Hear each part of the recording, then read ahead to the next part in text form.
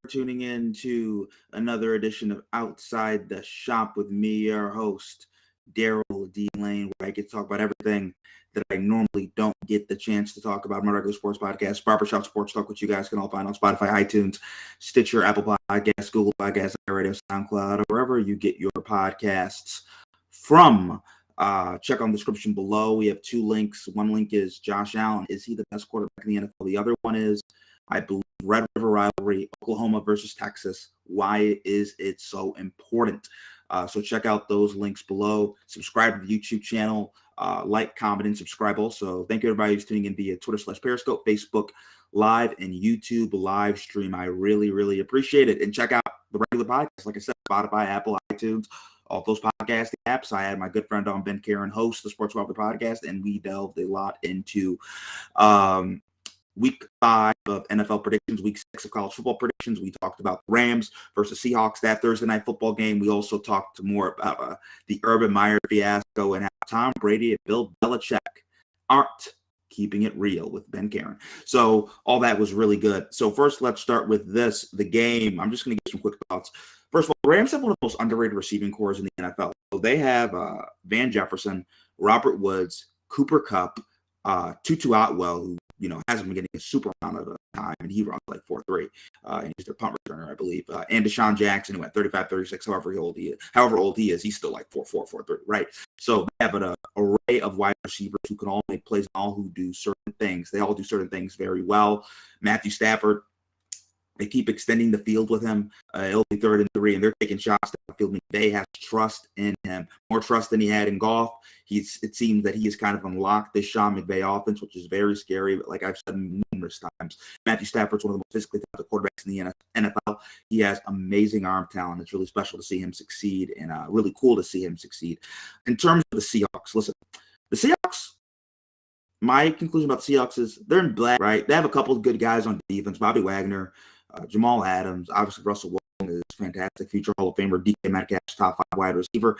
But after that, as you start looking at the roster, it's like it's okay. It leaves a lot to be desired. Russell got hurt. Geno Smith and Geno played pretty well given the circumstances, I think. But my biggest takeaway was the Rams just have a better roster. That's also why I picked the Seattle Seahawks to beat the San Francisco 49ers. I didn't know that Trey Lance would go in the game. If I do that, I would have picked the Seahawks, but it's another thing. Like in the division in the NFC West, Seahawks have the best roster. The best roster is the Rams. To me, the second best roster is the 49ers. The third best roster is the Cardinals. And the fourth best roster is the Seahawks. Right? Like the Seahawks roster, it's not that special. It's not that great. That's partly why Russell Wilson in the offseason and was contemplating requesting a trade. So other notes and news. So I'm going to give you guys 3 guarantees in terms of gambling for Week 5.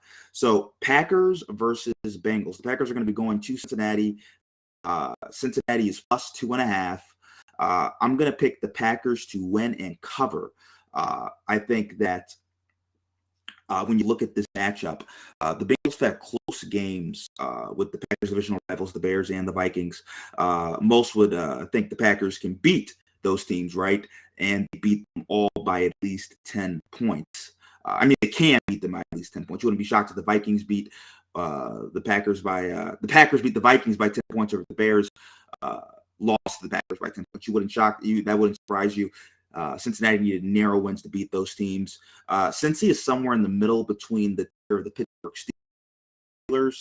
Not better than the Pittsburgh, not as good as the San Francisco 49ers, which are 2 teams Green Bay has played. It was 30-28 against the Packers, while against the Steelers, Green Bay won by 10. So I think you're looking at this, and I think at least 5 points Green Bay is going to win by. The spread here is only 2.5, so I think that really helps the Packers. In terms of the over or under, I'm going to go with the over. If the Packers get 30, which shouldn't shock anybody, and the Bengals at least get 20, and I think that's pretty reasonable. Get you at 50.5, basically, almost there, right? And I think that's at least. And also, I do want to say this in terms of just predicting the game right here, in terms of the spread.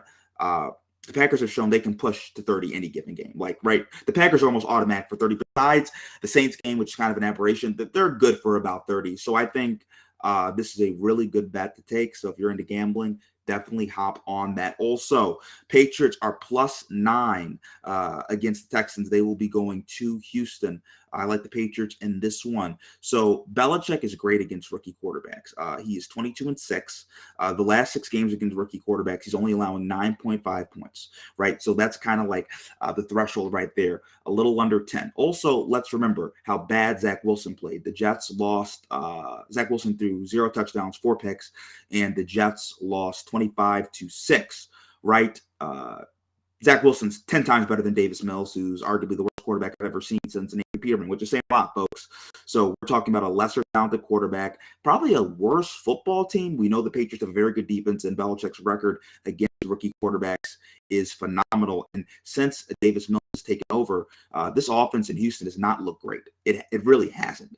I think what you're going to see in this game, you're going to see a lot of interceptions. Going to give Mac Jones and the Patriots off short fields, and they're going to score some touchdowns. And I don't think Houston's going to be able to move the ball really at all. And also, both these teams are 1-3, right? The Patriots are trying to make a wild card. They're trying to make the playoffs. The Texans, they're just kind of going through the motions, right? They're trying to trade Deshaun Watson, get a good draft pick, rebuild the franchise. So these teams are going in 2 different directions. So with that, that is why I'm going to go with the Patriots to cover +9.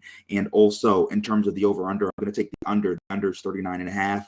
I think this is going to be a relatively low-scoring game. I think New England's going to win by at least 20, as I said. But I don't see New England pushing to 30 points, right? And I don't see Houston getting much more than 10.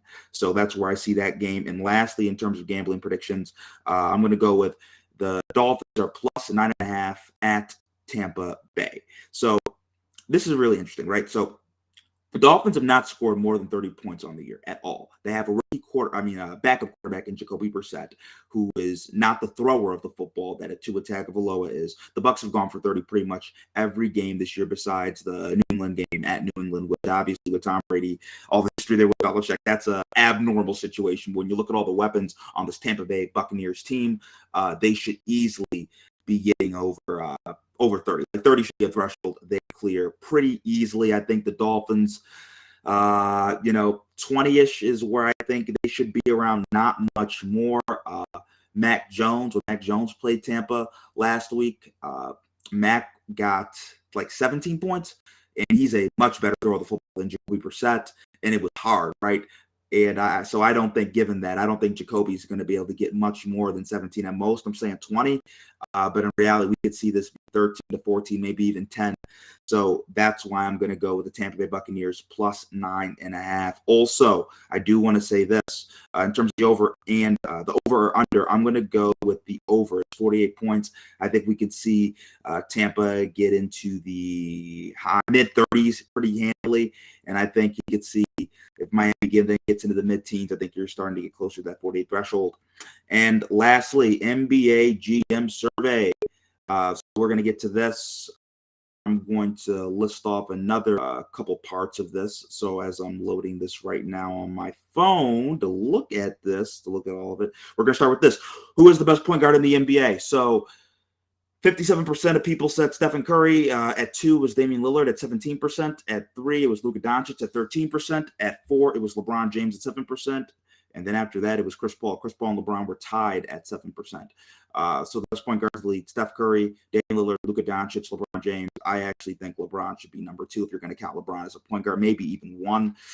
But that's if you want to count LeBron as a point guard. LeBron is obviously any position he wants to be. But I would actually put Chris Paul ahead of Dame, too, in terms of just playing the point guard position. Who is the best shooting guard in the NBA? So James Harden got the majority of votes at 63%. Second was Devin Booker at 17%. Third was Luka Doncic at 10%. I pretty much agree with this. I don't see too much deviation from this. If you're going to count Luka as a shooting guard, though, I would put Luka ahead of Devin Booker. But besides that, I don't have too much of an issue. Who is the best small forward in the NBA? Number 1 was Kevin Durant at 67%. Number 2 was LeBron at 17%. Number 3 was Kawhi at 7%. I have no issue with this. I don't know who said Kawhi Leonard's the best. And actually, this should be 100%. Kawhi Leonard and LeBron James are not close to Kevin Durant. Kevin Durant is the best player in the world, with Giannis maybe being a close second. Maybe people can argue Giannis. You can't argue that Kawhi Leonard or LeBron James is a better basketball player than Kevin Durant. So that makes no sense. And I take a jet. So next, we have power forwards. Number 1 was Giannis Antetokounmpo at 63%, LeBron James at 27%, and Kevin Durant at 10%. Not much of an issue with this, but if you're going to count Kevin Durant as a power forward, probably should put him ahead of LeBron James too, in my opinion. And then lastly, we'll get to this. Who's the best center in the NBA? Number 1 was Nikola Jokic at 63%. Number 2 was Joel Embiid at 23%. And number 3 was Giannis Antetokounmpo at 7%. And Anthony Davis at 7% as well. Anthony Davis should be higher. He should be in the top 3. I was surprised that Davis was not that high, everything being considered. Nikola Jokic, I think, should be number 1. He's consistently the most healthy out of him, Embiid, and Davis, right? I think he's done the best as being the quote-unquote man on his basketball team. So Jokic should be number 1. No problem with that. Reigning MVP as well. But then after that, I think I might take Anthony Davis. And then 3, Joel Embiid. And also, everybody, tell me what you think. Leave a comment and tell me what you think. Do you think that they missed a player on the GM survey? Would you have changed something on the GM survey? I really want to know. I'd be interested to hear your thoughts on that. Have a great day, everybody, and God bless.